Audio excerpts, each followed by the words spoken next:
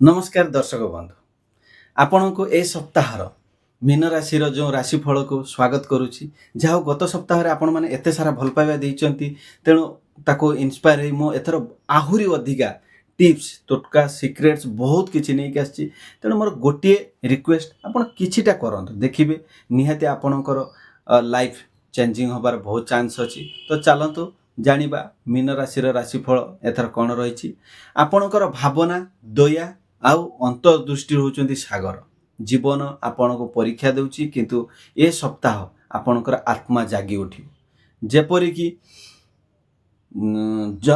हमर जन्ह चंद्र अंधार को आलोक को देई थाए सेपरि आपण माने मध्य निज आलोक देई जीवन पथ को उज्जवल करिदेबे।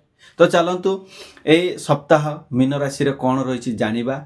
एबे आपणकर समय मन पाई नुहे कार्य करिवार बेळ आछि तेणु प्रथमे आमे जानिबा ए सप्ताह आपण कैरियर कोन रहिछि। ए सप्ताह रे नुआ दिगर अवसर खोली पारे सीनियर ऑफिसर आपण काम देखि बहुत इंप्रेस हेबे तेणु जो फास्ट कहिले कार्य करिवार बेळ आछि तेणु आपणकर पॉजिटिविटी एनर्जी हार्ड वर्किंग आपण को बहुत काम देबो तेणु आपण जदि ठीक भाव रे काम करंती आपणकर ऑफिसर बहुत खुशी हेबे आपण इंप्रेस हेबे जेपरि कि तुमे भितरु शांत सही परि मध्य स्टडी प्रोग्रेस देखिबो। मिड वीक रे अचानक निष्पत्ति नेबा ठीक हेबनी कोनोसी निष्पत्ति नबा पूर्वरु जदि आपण पारुचंती आपणक घर रे कोनोसी वयस्क लोक अछन ताको सहित बसंतु ताको सहित परामर्श करन तापर निष्पत्ति नेतु देखिबे आपण राइट वे रे जिबे। शुक्रवार रे आपण को स्पिरिचुअल इंस्पिरेशन मिली पारे एहा आपण को करियर दिगो को नुआ दिशा दबो तेणु आपण माने सात पर्यंत काम करि चलंतु आपण करियर बहुत भलो रहिबो। ओवरऑल देखिबा गले सप्ताह बहुत भलो अछि आपण खाली आपण को बूस्ट करिवार अछि आपण कर इनर एनर्जी को बूस्ट करले आपण निहाती सफलता पाइबे। फाइनेंस आपण धनर स्थिति किपरि रहइबो अचिंत्य धन लाभ हेबो पुराना लोन फेरी आसी पारे किबा स्टॉक मनी रिलीज हेबो। शनिवार दिन जदि आपण लक्ष्मी कर उपासना करूचंती आपण को पई बहुत फलदायक हेबो। आपण गोलापी वस्त्र पिंधि श्री सूक्त पाठ कले धन देवी आपणकर दया हेबे जा फल के आपणकर जो जति के टेंशन थिबो किछिटा आपणकर रिलीज हबो।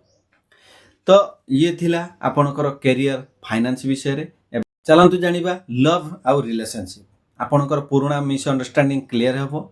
आपणकर प्रेमिक होंतु बा प्रेमिका होंतु आपण आज इफेक्ट अनुभव करिवे।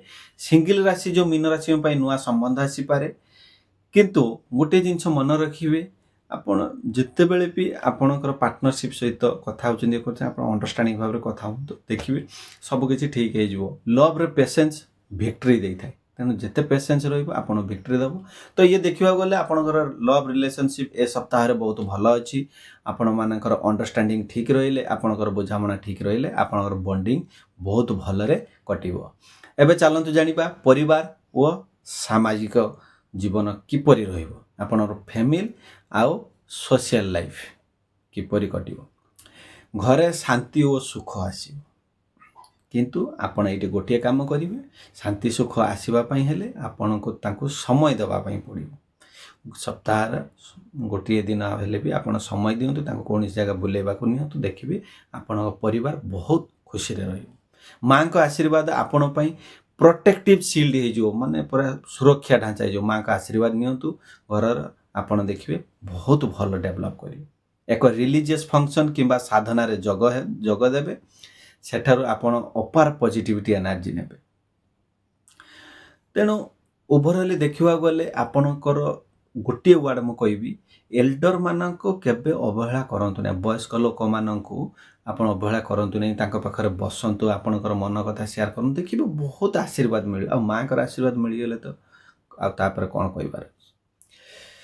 हेल्थ जदि आमे हेल्थ देखिबा हेल्थ रे कोन कहूची वाटर एलिमिनेट डोमिनेट वीक माने शरीर रे पानी रो समतोलन रक्षा करिवार ये सप्ताह कौन करिवे ना तुलसी वाटर पियंतु मेडिटेशन करंतु इवनिंग वॉक करंतु आ बुधवार रे स्लाइट मूड स्विंग हेई पारे तेनु काम म्यूजिक चैंटिंग रे मन को नियंत्रण करंतु।